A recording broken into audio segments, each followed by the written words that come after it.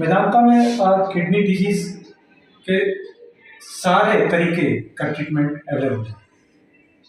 जैसे किडनी की समस्या हो जाए तो अगर किडनी मतलब बहुत ज़्यादा गड़बड़ नहीं है तो भी जांच करके किस लेवल पे किस स्टेज पे है किडनी की समस्या उसको देख करके इलाज किया जाएगा।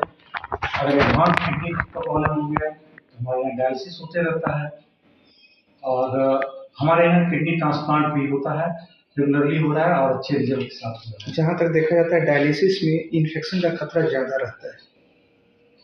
डेफिनेटली डायलिसिस से बेटर होता है किडनी ट्रांसप्लांट, बट अगर डोनर अवेलेबल नहीं है या हम ट्रांसप्लांट नहीं कर सकते ड्यू टू अदर रीजंस, अगर डायलिसिस पे रहना है तो फिर तो रहना ही पड़ेगा। तो उसमें हम लोग फिर केयर करते हैं, फिस्टुला बनाते हैं, फिस्टुला हम लोग बनाते हैं एक्सेस के लिए, क्योंकि नेक लाइन से हम लोग डायलिसिस ज़्यादा देर नहीं कर सकते, तो फिस्टुला बनाते हैं, फिर फिस्टुला केयर करते हैं। डायलिसिस करने के समय हम लोग केयर करते हैं।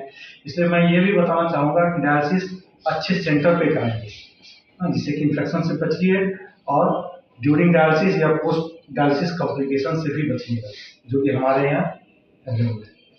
अच्छा, ट्रांसप्लांट के बाद क्या पहले जैसा स्थिति हो जाती है या फिर कुछ सावधानियाँ की भी जरूरत होती है? ट्रांसप्लांट के बाद एकदम पहले जैसी स्थिति तो नहीं हो पाएगी, है ना, बट डेफिनेटली पेशेंट के क्षमता में परिवर्तन होता है प्री ट्रांसप्लांट और पोस्ट ट्रांसप्लांट। वो बहुत सारा नॉर्मल वर्क कर सकता है, बहुत एक्सरसाइज वाला वर्क नहीं कर सकता है या भीड़ भाड़ में नहीं जा सकता है।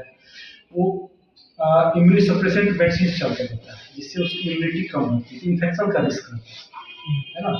वो दवा एकदम रिलीजियसली लेना है, नहीं तो फिर क्या होता है, फिर किडनी गड़बड़ हो जाएगी, फिर लंबे चक्कर में फंस जाएंगे। और इम्यूनो सप्रेसेंट का असर होता है कि हम अगर भीड़ भाड़ में रहें, किसी दूसरे को अगर इन्फेक्शन है, वो इन्फेक्शन बहुत ही तेजी से आपको लग सकता है। अच्छा, कितनी उम्र तक ट्रांसप्लांट संभव है या फिर कोई भी उम्र का हो सकता है? एज ऐसा कोई बात नहीं है, बट हम लोग देखते हैं कि परफॉर्मेंस स्टेटस कैसा है, लाइफ एक्सपेक्टेंसी कैसा है। पेशेंट अगर 5 साल जिंदा रहने वाले हैं, लगता है कि 75 साल में आ रहे हैं, तो फिर हम क्यों ट्रांसप्लांट की तरफ जाएंगे। 60 साल का पेशेंट है करेंगे, 50 साल का पेशेंट करेंगे, 65 साल का पेशेंट है करेंगे। लेकिन अगर 65 साल का पेशेंट है जिसको बहुत सारे कोमोर्बिडिटी है, हार्ट की समस्या है, बहुत सीरियस सांस की समस्या है, जिसको कि इसका लाइफ एक्सपेक्टेंसी ज़्यादा नहीं समझ रहे हैं हम लोग, या फिर ओटी में रिस्क है ऑपरेशन में, तो फिर वैसे भी अवॉइड करते हैं। बट ऐसा एज कोई बात नहीं है। डोनर की क्या प्रायोरिटी रहती है? Donor usually